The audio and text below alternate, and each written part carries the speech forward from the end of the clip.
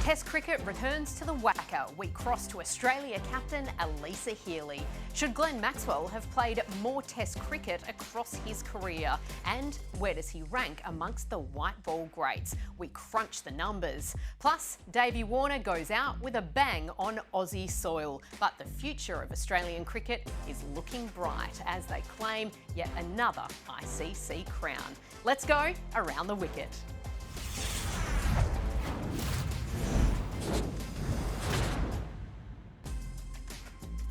Hello and welcome to a brand new episode of Around the Wicket. I'm Neroli Meadows, Callum Ferguson alongside me, Michael Clarke to join us as always, and a special guest, Alisa. The Aussie skipper, will be joining us shortly. But first, Davey Warner finished up his international career in Australia with a loss, but a bang. How did you see it? He just keeps charging, doesn't he? The ball, he's on fire. And what I love about Davey Warner is he's just keeping himself in fantastic shape.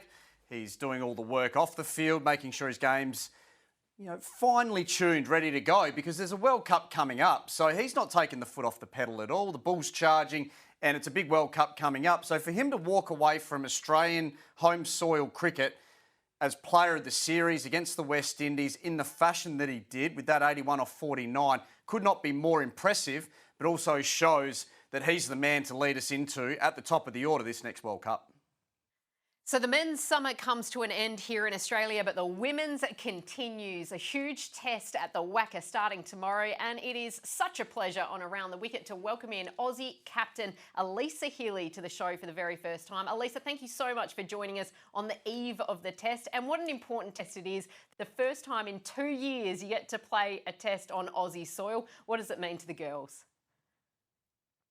Yeah, firstly, thanks for having me. And yeah, it is a huge opportunity for us to play Test cricket at home again. It's been a little while. I'm actually sitting here overlooking the WACA, staring at the wicket at the moment. It looks an absolute belter. So one we're really excited for. And obviously, we've never played South Africa in a Test match as well. So a couple of little milestones along the way. But yeah, to be able to play Test cricket at home for us is unique. So we're looking forward to it. And what a great ground to play at, Midge, too. There must be a real fire in the belly of the team. Obviously, the loss to India in December, that would have been a tough one to take, but obviously a great opportunity now in a test match to get on the winning side of things. Yeah, I mean, as an Australian team going over to India, you're not expecting to win too many test matches, are you? So for us to play a one-off test match, Yeah, it wasn't really... Right. Too much of a kick in the guts, to be completely honest with you. It felt like a little bit of a novelty. And yes, we want to win and yes, we want to compete. But I thought we got better and better throughout that test match. So if they had thrown one more at us, I reckon, there might have been a different result. But yeah, look, it's been well publicised throughout the summer. We've lost a couple of games and got a new feel around the group, a lot of change over the last 18 months. So for us, it's just a great opportunity to get together out there in a test match and show everyone just how good we are. I love that fire. Yes. I can hear it in your voice, Alisa. You Determined. mentioned it there, but do you feel like the world is catching up? And is that a really good thing for cricket in general? Yeah, I hate the old good for cricket comment. I mean, it does frustrate me a little bit, but I read something the other day that, someone mentioned that we were coming back to the pack, and I think not necessarily true. I think that's really disrespectful for a lot of teams around the globe. I actually think the professionalism of our game has continued to grow right around the world. And I think teams are catching up, and that's basically because they're being invested in and they're getting the opportunity to play more cricket around the world and play in these amazing series. So yes, I think it's great for our sport. Do I want to stay ahead? Most certainly. And do I want to continue to win World Cups and major tournaments? Yes. So we'll just got to keep finding a way to evolve and keep taking our game to the next level so that we can stay ahead. You were talking about professionalism there, Midge, and what does require a lot of professionalism is recovering from an ACL and making it back to the elite level. And Sophie Molyneux's shown every bit of that professionalism required. Great to see her back in the mix and a chance to play in the test match tomorrow. Talk a little bit about her re-entry into the side and some of the emotional side that no doubt would have come with that. Oh, I mean, she's a great story to have back in and around our group. Even at training yesterday, it was like first day at school for her. She was out there first kicking the footy and warming up and making sure that she did everything right to ensure that she was ready to go. So, it's great to see her back around. Obviously, it's been a tough road for her and probably a tough road for a lot of the Victorians as well. There's a few of them that have spent a lot of time on the sidelines rehabbing together. So, the fact that her and Georgia Wareham in around this squad, and hopefully Taylor's back around our group in the near future as well, the three of them together after spending a lot of time on the sideline is really cool. But Soph's in a great spot at the moment. She's well in the mix for the test match tomorrow, let me tell you. And it's made it really challenging for us to pick an 11 out of the 14 great players that we've got to choose from. So, we'll wait and see how it all plays out. But like I said, it's great to see her around the group. And I think her commitment to her training and her recovery and her rehab, I think, has been top level. And she's well deserved to come back around this group. Keeping us on the edge of our seats there with the playing 11. I love it. Beth Mooney, though, can we just talk about how extraordinary she is? The series that she's put together up against South Africa so far in the ODIs and the T20 internationals, loves a chase. Even when she's sick and on one leg, she manages to absolutely belt it. How important is it having somebody like her around the group? Yeah, I think hugely important. I mean, for the last probably 5 or 6 years, we've relied really heavily on, some really solid players like Meg and Pez and obviously Rachel Haynes as well. But we've always had Moons there as well, who's, been able to dig in and score runs when we need to, and also, just play some amazing knocks for us. And like you mentioned, there's always something going on. She's always crook or she's injured or there's something happening. But I think that brings out the best in her and makes her dig it in deeper and score some crucial runs. So she's an outstanding player to have in our side. The fact that she's a wicketkeeper but can still be one of the best fielders in the world, I think, is a huge asset as well. So, we're very lucky to have her in our group. And Midge as well. Elise Perry probably hasn't been at her best against South Africa, but certainly over the last 18 months, she's taken her game to another level and she's bowling well again. Can you run us through how keen she is at the moment? She must be chomping at the bit for this test match. Yeah, she is. I mean, she was working really hard in her bowling in the nets yesterday. I can confirm that. And, Pez is Pez. I think you can't really write her off at any point in time. You know that there's a big knock around the corner or a big bag full of wickets.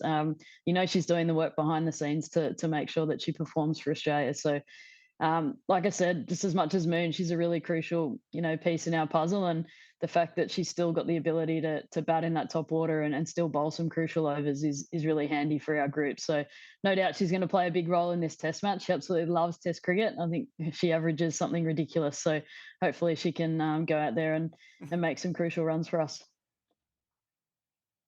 And Alisa, this is just your 9th test, despite making your debut way back in 2011. That just feels criminal to me. Surely we need more test cricket. What do you think?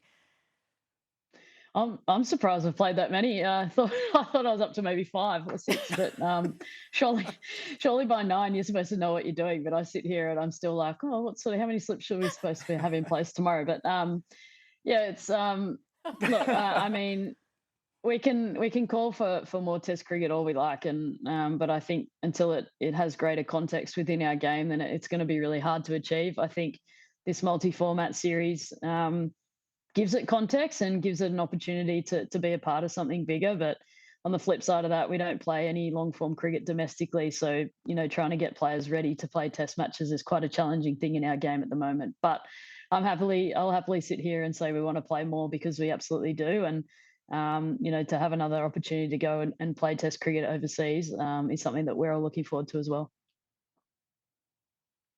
Yeah, great call. And Midge as well, I want to just mention on Valentine's Day, does Starkey normally come up with the goods or does he just go quietly and let everyone down?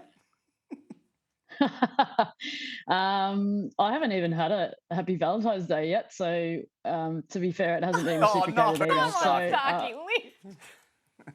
I feel like it's only a thing until you're married, and then once you're married, you forget about it. So you celebrate your anniversary instead, I would have thought. But I tell you what, I have thoroughly enjoyed the GWS Giants Instagram page today on the Valentine's Day and throwing their players under the bus. So maybe cricket might have to start doing something similar. I love it. Well, we love your work, Alisa. All the best in this WACA test. Thank you so much once again for your time. We can't wait to watch it all unfold.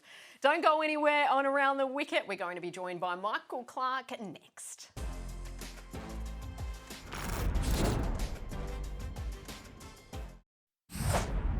woke up this morning and I just had a funny feeling. Like I don't get it very often, especially about middle order. You don't really get it often, and there's just something. I got a good look at their attack last game in Hobart. Felt like I sort of got a good read of what they were bowling, and was disappointed getting out there. Same sort of scenario: short boundary, square boundaries, and ground's quite similar really, and another good wicket, and I felt like I missed out again, and I just thought, you know what, I can't let this opportunity slip, and I just felt like, I said when I arrived, I said, I feel like someone's getting 100 tonight, but when I woke up this morning, I thought I was getting one, but you still got to obviously get the time and opportunity, but the time was probably perfect.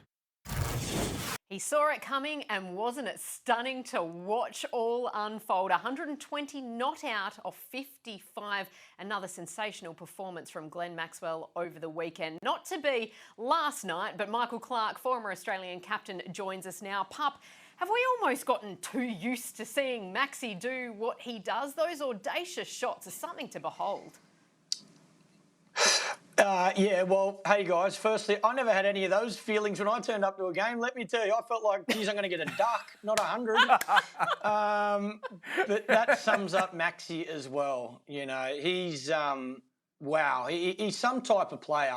He's 2020, well, both 2020 batting and one-day batting is phenomenal. But particularly the shortest format. To be able to score hundreds batting at number 4, to be able to hit the ball 360 degrees, to be able to take on the quicks and the spinners, to be able to hit the ball so clean at the start of your innings, you know.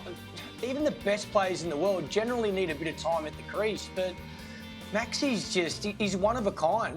He's probably in the conversation around, is he our best 2020 player of all time? He offers bat, bowl, field.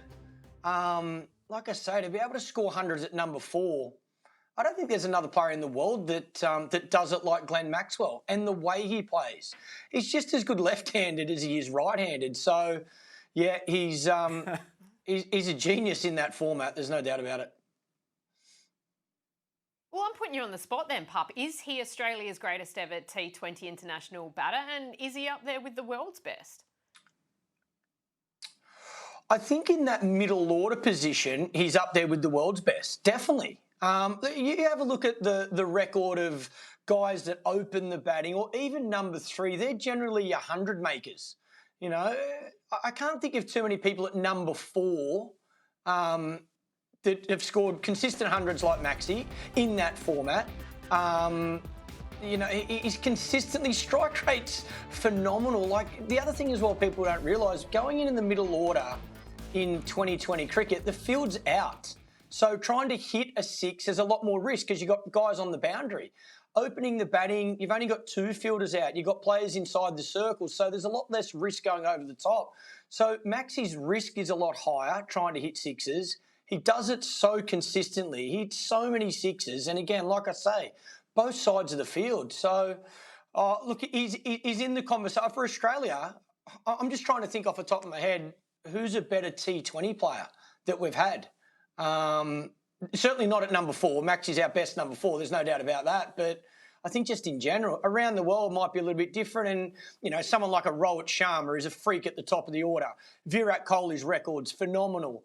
Josh Buttler for England, when he's at, you know, I watched him play a series in the IPL, and it was unreal as well. So I think there's a number of players, you know, Davey Warner at the top of the order for us. But Maxie is, I think because he bats at number 4 and can do this, that's what sets him apart.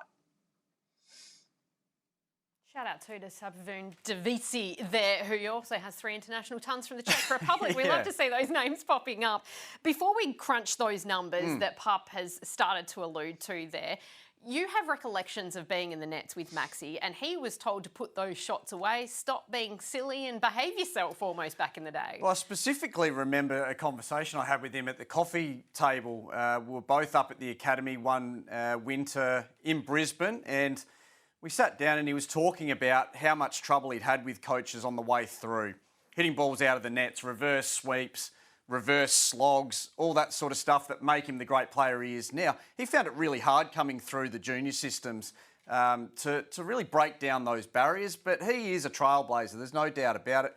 You know, you speak to Aaron Finch about the way they used him in the middle order. They didn't have to worry about whether they were sending a right-hander or a left-hander in to face spin, because Maxi could swing both sides of the wicket. So he was literally batting as a left or a right-hander depending on who was bowling. So, you know, you don't develop that style of player unless you've got open-minded coaches on the way through. And thankfully, he had enough good coaches on the way through that enabled him to break down some of those barriers. And we're reaping the benefits of it now. He's been an extraordinary player for Australia. Well, let's break down some of those numbers, Ferg. So you're a big fan of average plus strike rate, which has been going through the vernacular of cricket circles for quite some time, but not so much in the public. Tell me why that in particular is important, average plus strike rate. Yeah, I remember a conversation with Mike Hussey probably 7-8 years ago now, and he was talking a bit to me over a coffee again about, you know, what sort of impact are players having, particularly in T20 cricket back then. You know, what's their average and strike rate when you add them up? And generally back then, you know, maybe not quite a decade ago, you know, above 150 was seen as pretty solid. But when you start looking at Glenn Maxwell, his impact is through the roof. Now, if you look at his T20 international record, you add those together, you get about 185. Now, that is through the roof, and it's world's best in T20 cricket. So what it does show you is not just, you know, he's a guy that walks out there and hits the ball into orbit from ball one, but he's doing it pretty consistently as well, as we see on the numbers here, Nez. So let's have a look here. We know that Virat Kohli is the best ever white ball batter. I think everyone across the world accepts that. His numbers of 13,000 one-day runs, 4,000 T20 internationals and 51 combined international tons in white ball cricket. But to your very point, if you add up the average and the strike rate, you look at the strike rate there of Glenn Maxwell, astonishing, with an average still above 30. You add that together, this is something that we've done that's unique. Maybe we're just talking utter rubbish, but you can see there just the impact that Glenn Maxwell has on the game. When somebody like a Virat Kohli, unbelievable numbers of above 50 average and still pretty impressive strike rates, given he bats higher up and is often the chase master. Yeah, that's He's right. in second position there. And just for people watching at home, Rohit Sharma, who Pup mentioned, rates at a 312.85. KL Rahul also comes in at number 6. Yeah, look, this again isn't the be-all and end-all when you're looking to rate players, but what it does do, particularly I think for the guys that bat in the middle order who don't get that opportunity to bat long periods of time, you know, guys that average 25, if they're striking at 150, they're of huge value to their side. So it's not always about the average. If you can add the strike rate in there, you get a pretty good feel for the impact players are having. So, Pup, just to finish up on Glenn Maxwell, in the era of Bazball, do you think he should have played more Test cricket? Should the Aussie selectors have been a little braver over the years? Look, I still see all three formats very different. So I agree with what Ferg's saying, but I probably agree more so for 2020 cricket. I still think one-day cricket is still, it's getting closer to 2020 cricket, but there's still a little bit of a gap there. So, and then Test cricket's different again. Look, I think the one thing Maxi shows, and the other thing it's underestimated, what he does with the ball, he gets important wickets in all formats, and he's fielding. He's as good as any fieldsman in the world. So you've got to add those strings to his bow as well. That comes into contention when you're looking at certain players in all three formats.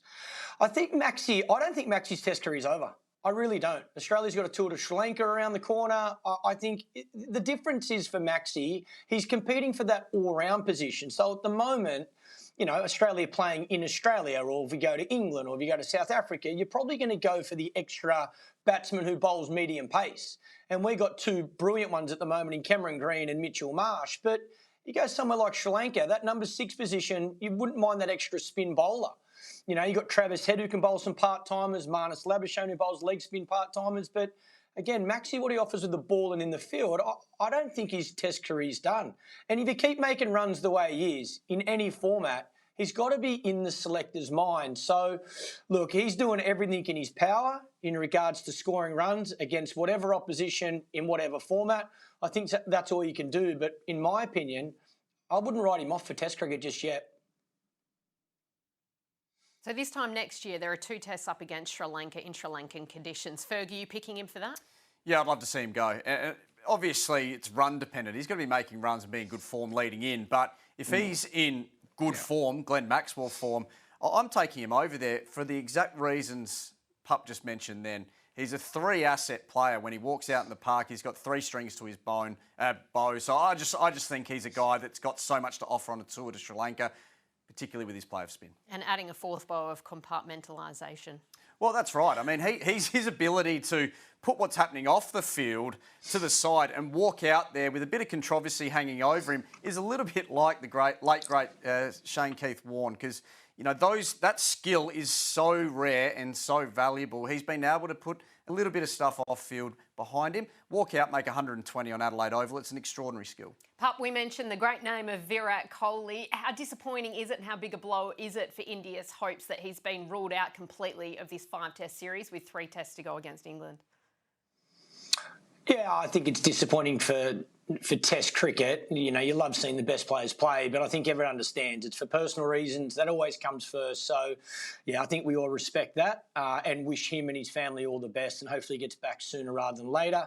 Yeah, England should, this is our opportunity. There's no doubt. There's still question marks over KL Rahul. I think Jadeja, there's still question marks over him as well. So any team without Virat Kohli, you'd rather face that team than him in those conditions. But in the same breath, because they're in their own backyard, the Indian player that comes in and fills that spot is a lot more comfortable than if they were playing in England, for example. But the series has been awesome so far. I'd imagine this test will be no different. Toss is important, batting first and making runs, so important in Indian conditions. And before I let you go, Pup, in honour of Valentine's Day, I want to know, what have you loved about this summer? And feel free to say coming on Around the Wicket, by the way. Oh, that's my favourite part, of course. You two putting up with me. Happy Valentine's as well to everyone out there. Look, I think from an Australian cricket's perspective, I think the summer's probably gone how we all expected. We did expect Australia to win just about every game they played. But I think one of the special things, even being an ex-Australian player, I think West Indies winning that last test was something special for West Indies cricket. And I think all of us hope that West Indies get back to being successful in Test cricket particularly, but all 3 formats. I think we want to see them, spoken about like one of the best teams like they used to be. They've got so many great athletes. We see some young superstars coming through. And I think that was probably, one of the most special stories of the Australian summer. And they finished with a T20 international win to cap it all off here in Australia. Pup, thanks so much for your time as always. We will see you ahead of the New Zealand series. Well, don't go anywhere on Around the Wicket, because up next we are going to look to the future, and the future is looking bright.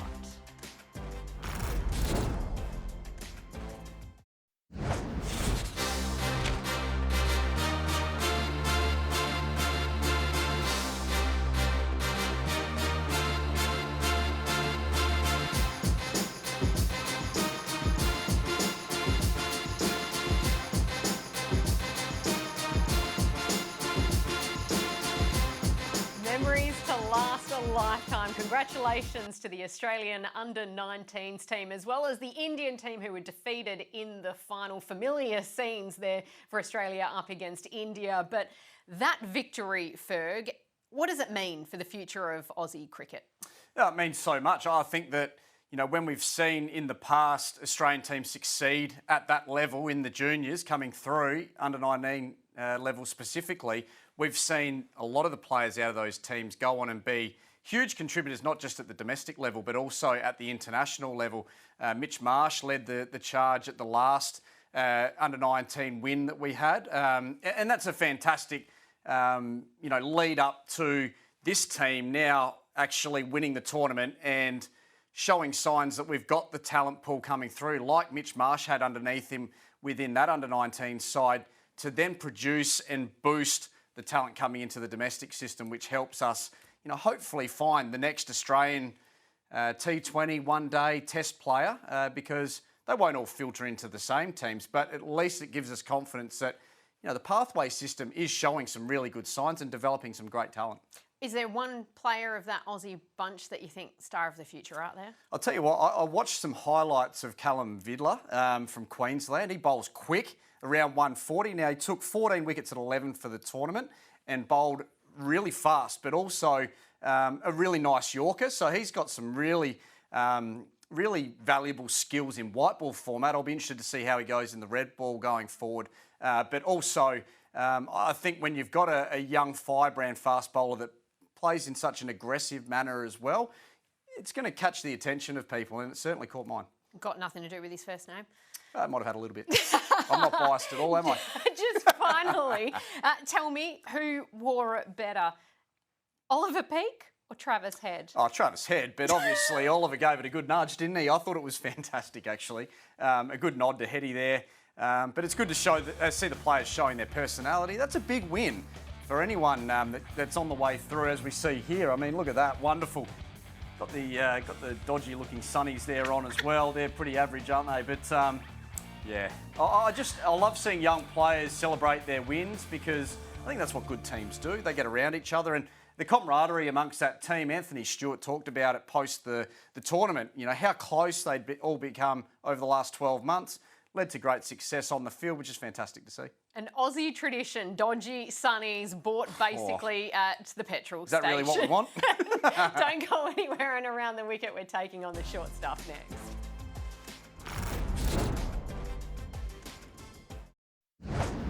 The short stuff, Ferg. Should a team miss out on a run out because they didn't appeal? No, sent it straight upstairs, and once they came in before the ball was bowled, it should have just been sent upstairs. No-brainer. Shamar Joseph, he's signed with an IPL side. Luck now, how's he going to go? He's going to be a superstar wherever he goes now, Shamar Joseph. He's got the skills. Tick, move on. Replacing Mark Wood. Andrew McDonald, 5th grade side for Geelong West, scored 62. The Aussie coach, if you're not following, surely you would have done better than 62. What do you think? 62, that's well unders, Ronnie. Come on, lift, mate. Seriously. Lift, Ronnie. We'll see you next time ahead of the tour to New Zealand.